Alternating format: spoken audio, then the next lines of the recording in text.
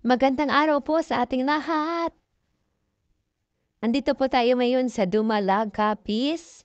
Tara po at silipin natin itong Suhot Cave and Spring Resort.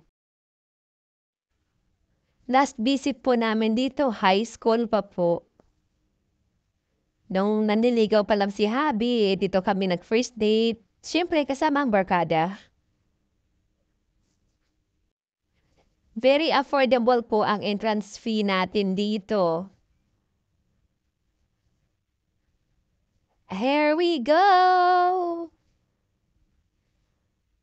Ang dami po nilang guests.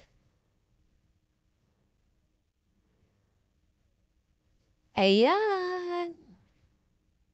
So, magpa-park muna si Habi. Can bring a family po dahil madami namang cottages. Meron din silang rooms if you want to stay overnight. Kami po kasi detour only. Huwag po kayo magtaka sa kulay ng tubig kasi katatapos lang po ng ulan. So, spring po kasi siya kaya ganyan po. Pero pag hindi naman po maulan, malinaw din po yan. So, let's enjoy the view. If mag-visit po kayo dito sa province, malapit sa Dumalag, you can visit this place po. Enjoy the ambience.